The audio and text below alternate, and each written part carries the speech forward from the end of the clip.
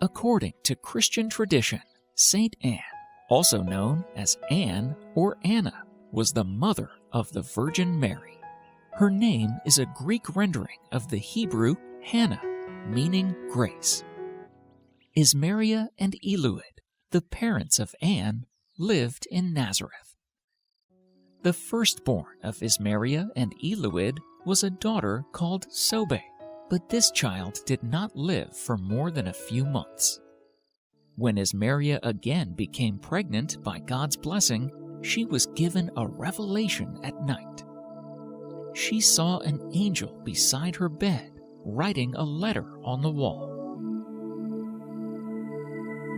After 3 months, Ismaria gave birth to Saint Anne, who came into the world with that sign upon her body. At the age of 4, Anne went to live in the temple, remaining there for 12 years, returning to her parents at age 16. Anne was remarkably simple and childlike in her piety. She prayed fervently to God to obtain a good husband. The family of Joachim lived in Nazareth as well. They were very poor. Joachim was just and a holy man who had knowledge of many mysteries and holy scriptures. One day, while Anne was praying to God for a good husband, Joachim too prayed with the same request.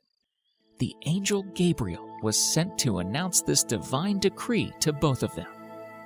To Anne, he appeared in visible form, while he told her to continue to pray for the coming Messiah, and that it was God's will that she accept Joachim as her husband. To Joachim, the angel appeared in his sleep and told him to accept Anne as his wife. Anne was 18 when she married Joachim, and they lived in her father's home for 7 years. They moved into a new house. They lived in a way pleasing to God, hoping to bring down upon His blessings, which they so earnestly desired above everything else. Every year, they would take stock of their wealth and divide this into 3. The best and choicest portion was driven off to the temple. The poor were given the next best one, and the least good they kept for themselves. Each time they divided their herds and goods, and by the Lord's blessing, everything quickly increased again. For 19 years after the birth of their first child, they lived thus devoutly before God, in constant yearning for the gift of fruitfulness, and with an increasing distress. One feast day, Joachim went to the temple to offer sacrifice to the Lord. He was harshly rebuffed by the high priest, who rejected his offerings and told him that childless couples were unworthy to present themselves before God. Joachim left the temple in great shame and sorrow. He went to Mount Horeb and did not return home for many days. Joachim remained hidden on Mount Horeb for as long as 5 months. During this time, Anne was increasingly ridiculed by her maidservant, who kept reproaching her for her misfortunes. Anne prayed fervently to God not to separate her from Joachim. And lo, there appeared to her an angel of God. He seemed to step down before her from the top of the tree and spoke to her. He asked her to be of good heart, for the Lord had heard her prayer. She was to journey the next day to the temple with 2 maidservants, taking with her doves as a sacrifice. The angel also told her that she would meet Joachim under the Golden Gate. Anna, full of joy, thanked God for His mercies.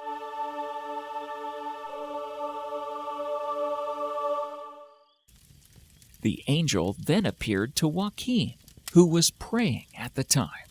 He commanded Joachim to go to the temple the next day. Joachim was troubled and felt reluctant about going back there, but the angel assured him that the priest had been enlightened.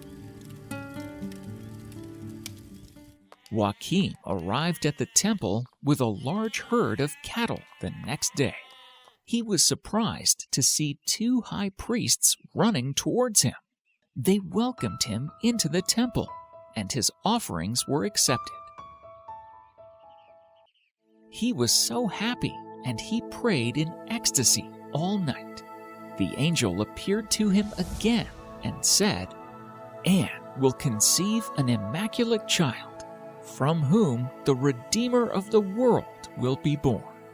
The angel told him not to grieve over his sterility, as it was part of God's plan, and that what his wife was to conceive was to be the immaculate fruit of God's blessing upon him.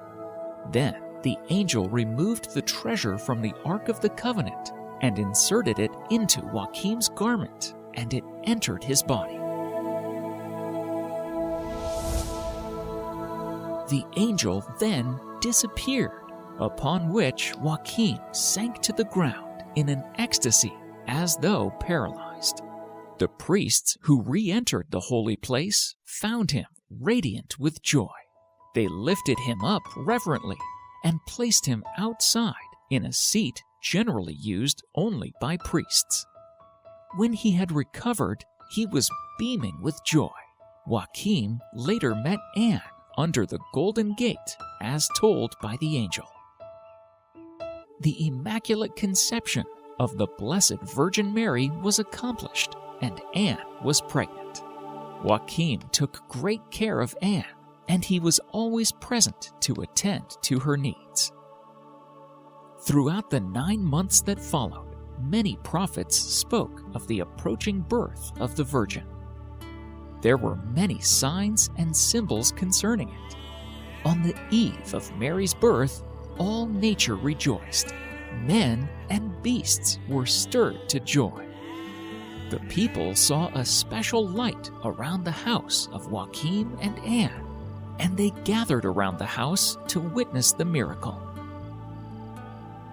That night, Anne gave birth to Mary. The women gathered there, sang songs of praise, and cried in happiness. Joachim was very happy, and he cried tears of joy when he saw the child. The days that followed were filled with much rejoicing, and people flocked in great numbers to see the child Mary. Saints Joachim and Anne are the patron saints of grandparents. Saint Anne is the patron saint of mothers and women in labor. Saint Joachim was named patron of fathers, grandfathers, and married couples.